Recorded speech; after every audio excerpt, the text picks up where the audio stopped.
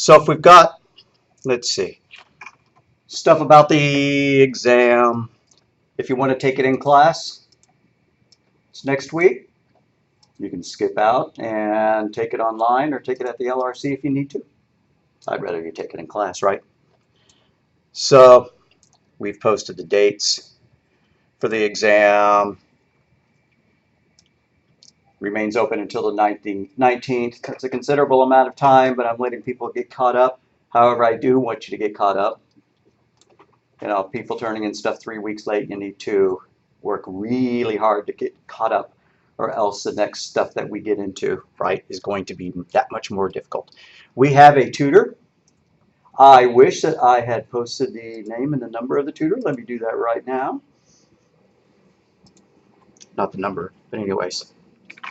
So we have a programming tutor available right on this hallway, I believe.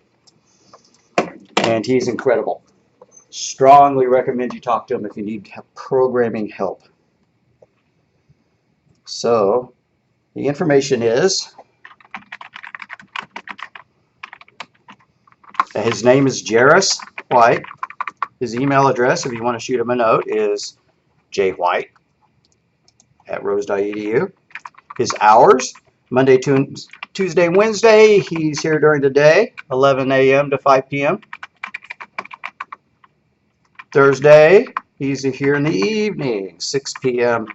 to 9 p.m. So hopefully he'll fit people's schedule, right? You could go talk to him right after class, right? You know, so of course if 20 of y'all line up to talk to him, he'll be overwhelmed. But you know, and he's not in this hallway. I was wrong. He's downstairs, but he's in room 131.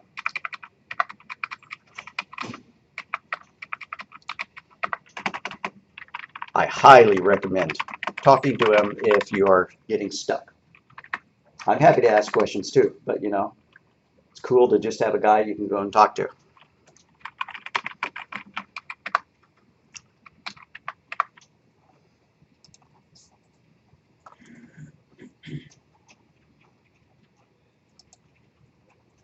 Let's see, was there anything else about the homework that I wanted to mention that I saw?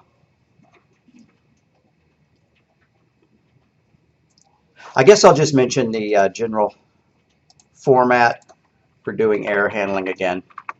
A lot of people got this right. A lot of people weren't adding error handling, and a lot of people who were trying to add error handling didn't get it done right, and so it broke their programs. So one of the programs that I asked y'all to write was one where you entered a series of numbers right, and then you typed in done to stop. It'd be real nice if you told them that they could type done, right? Otherwise, they're just sitting there typing numbers and they have no idea how to end it. So, you know, you could just say, you know, at the very top of it, enter numbers, you know, and type done to quit. Something like that. You know, you could do that. Or when you're doing your input, x is equal to input, right, enter a number or done to quit. Right, that way they know that they can quit. All right, that's a little nicety. I asked people to do that, but I don't think I counted off. But another thing that I would like to not see again is if you calculate a bunch of stuff, like the average, you know, and then the min, and then the max, and, you know, who knows what else you might calculate. If you just print out those numbers, you know, like that, if after I enter all the numbers, it prints out all those numbers, you know, either like, you know, all in a row like that, or, you know, if I don't have any labels on them, I don't, yeah, bless you very much. I don't have any idea what those are. The user wouldn't have any idea what those are. I can open the code, but you know, the user's not supposed to have to open the code to understand what those things are. So go ahead and make them say, right, max equals, right, 10. Okay, well that's dumb. Min equals 10. Average equals 50. Right, that's a lot better. And you ought to know how to do that by now. If you don't, right, you prefix it with the text you want, and then you put the variable that you're filling in. Another thing to avoid, and sum is one of my very favorite variable names, right? However, in this language, it's a keyword. So when you type it in, it's going to be a different color than everything else. And that doesn't blow up the program. You know, your program will still run like that. But what it does is it replaces the sum function that comes built into the language with your own. no harm, no foul. But in other languages, if you use a keyword as a variable name, it'll cause the program to crash. Python lets you get away with it, and it doesn't always, cause a problem. But in other languages, the code won't even compile. You won't be able to run it. So get away from the idea, or just keep in mind that you don't want to use a variable name that happens to be a keyword or a built-in function. And in idle, it's pretty easy to see which ones are which, just because it colorizes things, right? And so do the other Python editors I've seen. So, right, if I put max is equal to 3 and min is equal to 4 and sum is equal to 5, okay, that's great, and I could get away with all that, but I just replaced 3 built-in functions. If I did first name is equal to, something like that, we can see that the variables should show up in black and not purple.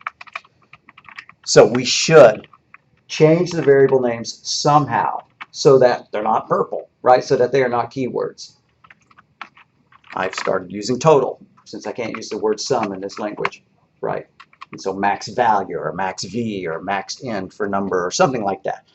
Just try not to avoid. I didn't, blow people's grades away for, reusing a built-in function name as a variable. It doesn't mean that I couldn't in the future. I might ask you to revise it. But right now, I'm just, hoping that people document their code. They put the code block up at the top, that their program runs, that it does what it's supposed to do. If you get the grade you don't want on your homework, just do it again. Or don't do it again, just revise it in the way that I asked and re-upload it, and you'll probably get an A on it. Something else is on the quizzes. Some of the quizzes say, here are the rules. Click true if you agree. Don't click false. I give you a 1% on it, right? You can take it again if you click true, but just, I don't know I haven't asked the people who've done that what they were choosing false for, but I know you agree, and so just go ahead and click true that you agree and retake the exam. The quizzes, I do give, the same feedback that I give to the other students, about which ones you missed. So you can still retake it and, get a good grade on it based on that feedback. Because usually, the quizzes, like if you made a 90%, but yet you clicked false on that, I don't know. So anyways, you got 1% there or something like that, just take the quiz again. All right, now regarding trying to do data entry and doing error handling. Like say we wanted to ask the user to enter 5 numbers, right? You could have some kind of loop. Who cares what kind of loop it is? For x in range, so it's gonna ask 5 different things, right? And then x is equal to input. Well, you ought to tell them to type in a number. And then you're going to convert it to a number so that they can play with it. X is equal to float x. Great. Well, this is the part that could blow up, right? So what you could do is wait and add the error handling after you keep going, right? And then you could do something like, if x is greater than the max value, then that's the new max value. Where that ought to look real familiar to your assignment. If x is less than the min value, then, the min value is equal to x. Stuff like that, right? And then the total is equal to, this is not going to work, obviously, because I have not initialized any of those variables. And the total is equal to the total plus x, which I'm just going to rewrite as total plus equals x. Okay, so if I got that to work, I could do it, right? Max is equal to 0. The min is equal to, well, we don't even know what the min is. I'm not going to take the time to fix this code to get it to work, because then I might have to do that stuff like, setting max v and min v to none. Oh, why not? Let's go whole hog. And if you feel like typing this in as part of your notes, that's cool. If you already know how to do this because you did it in the homework, that's totally fine. So max v is equal to none, min v is equal to none, and then down here we could check, if max v is still equal to none, it's a problem. We need to set it. Or if x is greater than max v. Either one of those cases, we need to set max v. Same case for the min. If if min v is equal to none, or x is less than min v, that needs to be the new minimum. And I need a variable for the total, right? Otherwise, it's going to tell me I don't have a total value. Okay, this might actually even work.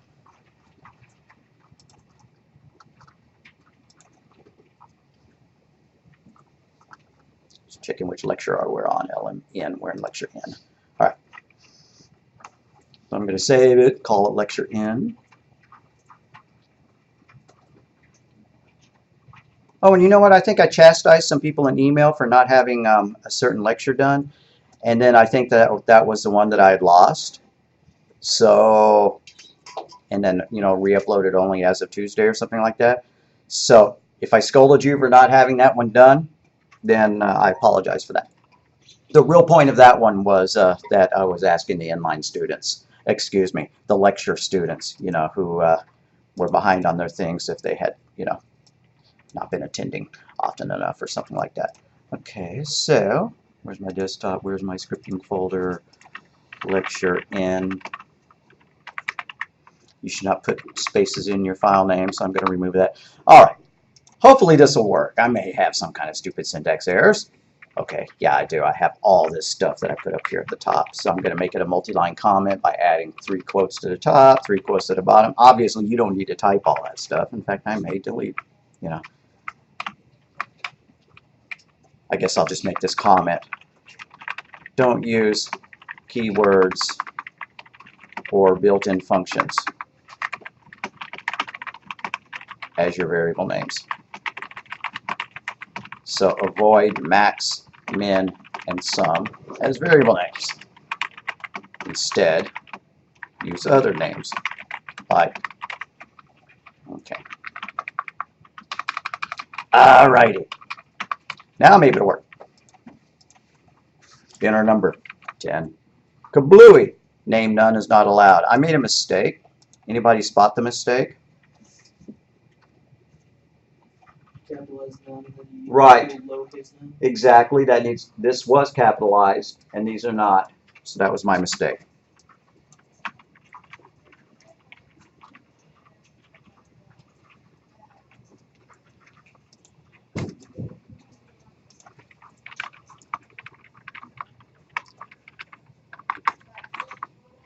All right, now that one didn't have an exit. It didn't allow you to do a done. Don't care. We could add that code. What I specifically want to hammer in on at this point is the error handling. To do that, I would just need to put this in a little teeny tiny loop that keeps looping until they give us some good data. So something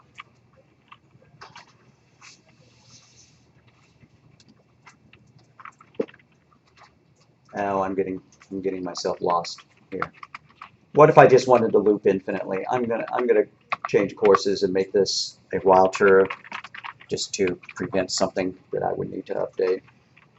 So while true, do that. But here, anyways, here's what I'm gonna do. This is the code that can blow up right here. That float command. That's the one that needs to be in the try, and then under it needs to be in the except. Now, if you just flat out can't get the try and except to work, you can delete it all, and then in your comments, you know, if the program asks for it, you know, to be error-proof, and just say I couldn't get it to work, and then I'll work with you on it. But anyways, you got to put a try in front of that. You got to put an except after that. If it blows up, it's because they typed a non-numeric value, so you're going to print an error message.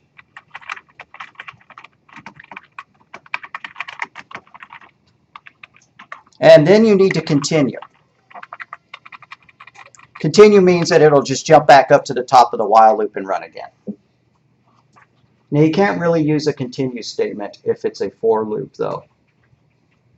For reasons I don't really want to talk about at this point, but maybe at some point I should. But for a while loop, continue is a perfect solution for this. If we were inside a for loop and we didn't want to continue, then we should put a while loop inside of the for loop in order to handle the data. But anyways, that would do it. That would handle our And I never did put the check for done, right? Where would I put that in this code? Where would the best place for checking for done be? Outside the while loop. Well, then they wouldn't be able to, it would keep repeating forever. We need a break inside of the while loop. We need some kind of, After the inside number? yeah, exactly. That would be a great place to do it. Or maybe we could, make a variable called x here, and then we can make this thing say while x not equal to done. That would probably work. But I'm going to use a break. So if x equals quote done, then break, like that. Now if it's a for loop, you probably don't want to put a break, right? It's supposed to keep repeating until the end. But if it's just a while true loop, if it's repeating endlessly, you've got to have some way of getting out of it, and that's one way of doing it. And like I said, if you get totally bogged down on the error handling like this, go ahead and implement it without it. Now that doesn't mean that I just want you to blow it off and do it without it, as a matter of course. Struggle with it first, right? Yeah. Just like if there's a weight too heavy to lift and you try to lift it, at least you build up a little bit of strength, some isometric exercise there. But if there's a weight too heavy to lift and you don't even try it, then you're not going to gain any strength of that. Same thing. You got to at least try it. And then if it doesn't work, just comment it out, or when you upload it, say I couldn't get it to work, and then, talk to the tutor, talk to me. Then we can figure it out. Now, obviously, I haven't even done anything with this information. I should add some prints, right? Now print the results. Whatever. I'm going to skip that.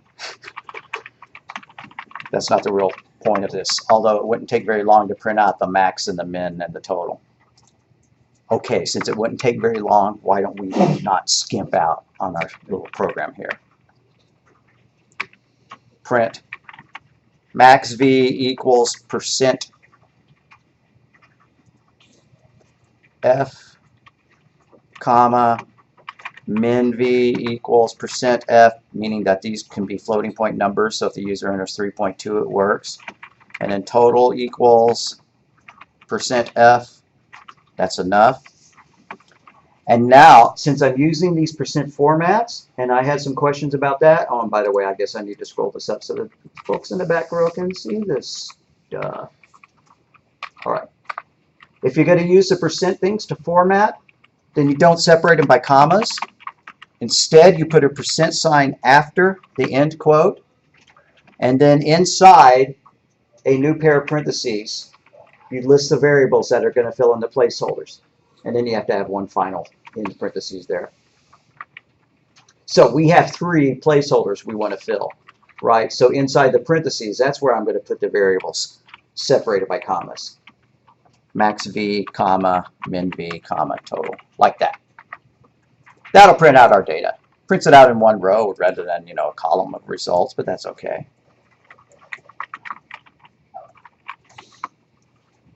Oops.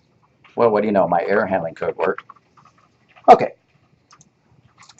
Well, that's like 9/10 of the solution to that homework. So if you didn't get the homework done, that was supposed to let you enter a series of numbers and calculate the max and the minimum and the number of evens and stuff like that. This is like 3/4 of it. Which assignment was that for? Good question. You'll find it. It's one of the online. It's either online chapter 4 or online chapter 5. You'll recognize it when you hit it.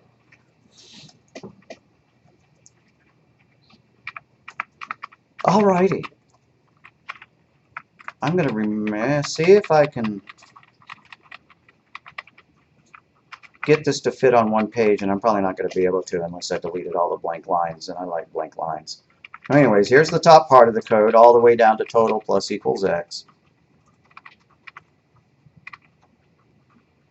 So that's everything up through the end of the loop. And then I can add a comment saying that this is the end of the loop, end while, and then there's the area where we print out the results.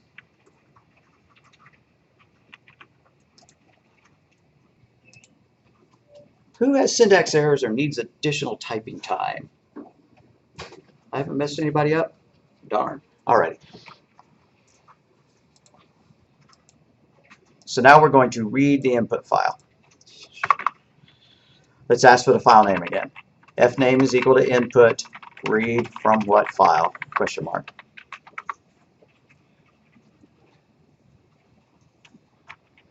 Now let's open it. File equals open, fname, comma, R for reading.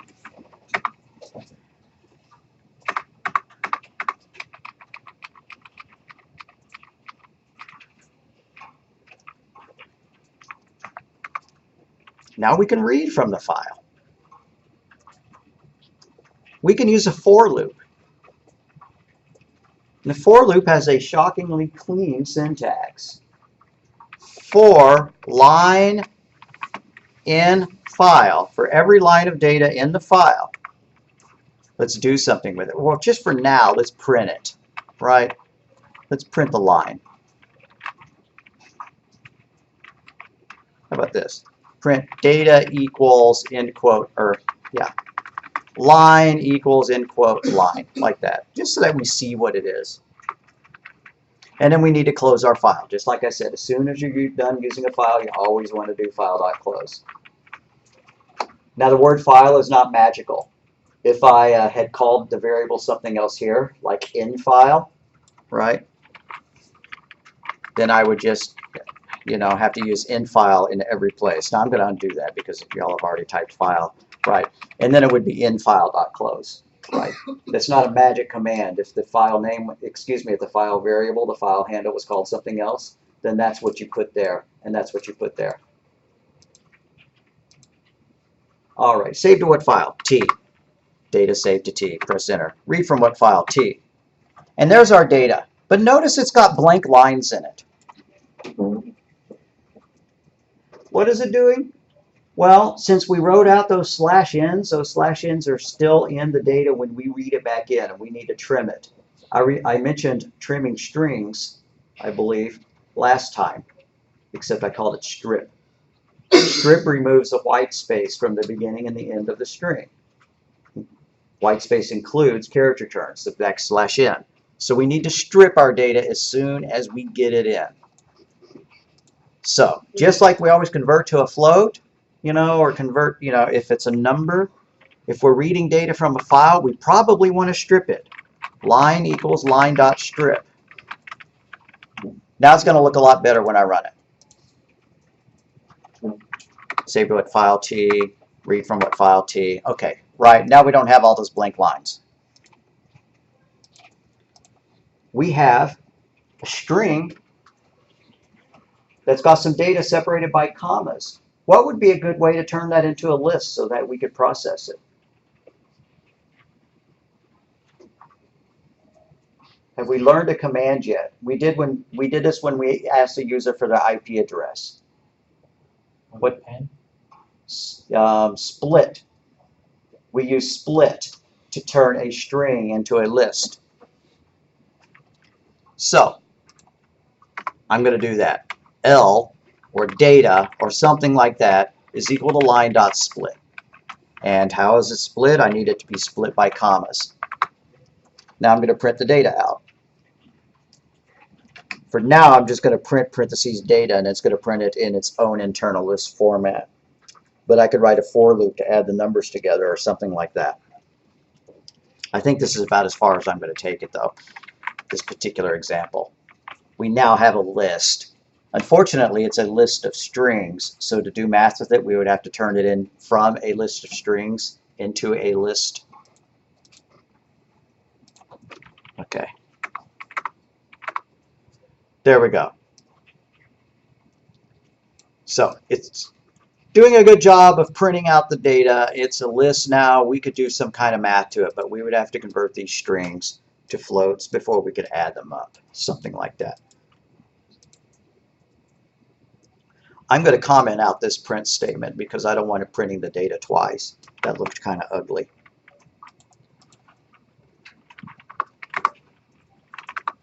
All right. Getting there. Getting almost to the point that I want it to be at. Now this code has some problems. Well, it's got one chief problem. The chief problem is if I type in a file name that doesn't exist to read from, it blows up. I should put that in a try block of some kind. And if it doesn't find it, then print out an error message and then maybe quit the application or return out of the function or something like that. So I should put try except, around this open statement. I'm not going to fix it.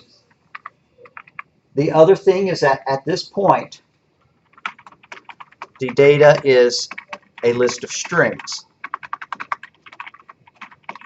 To process it as numeric data, it needs to be a list of floats. And there's different ways of doing this. I'm going to show you the one that you can do on a single line, and the syntax is arcane, meaning that it looks a bit weird. But I'm going to try to show you this syntax over and over through the course of the rest of the semester so it will become second nature. And it's called list comprehension. So data is equal to, and then we're going to put square braces just like we were creating a new list. And we're going to do float parentheses x for x in data, like that. And after I explain it, if you don't get it yet, that's okay. At a certain point, I want you to get it, right? The first time, you may not get it. What is it doing? It's building a brand new list here by taking every x in data and calling float on it so that it could be added to the new list or to the same list again. Now when we print it out, it's not going to look like strings. It's not going to have quotes around it. It's actually going to be a list of numbers.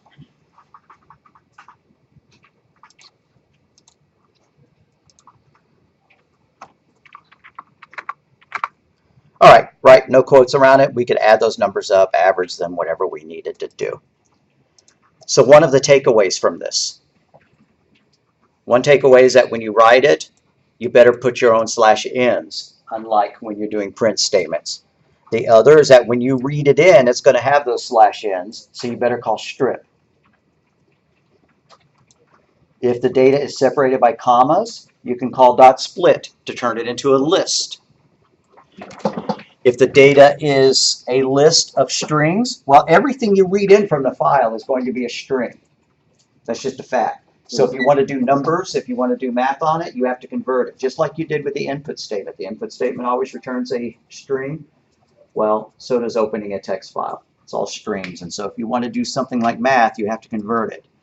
And this is a single line of code here for converting a list of strings to a list of ints. Kind of arcane, like I said, and I could write out the long form of how you would do it, but let's just kind of accept that on faith. Maybe add a comment there. The above line is known as list comprehension and builds a new list where every item in the old list is converted to a float. What if you wanted every value to be an int? You just replace the word float to int. What if you wanted this to be some function that would convert the data in some interesting way? You could do that. You would just put your own function name there. What if you were calling a string function and you wanted to turn everything uppercase? Then you would call x.upper or something like that to convert every string in there to uppercase letters.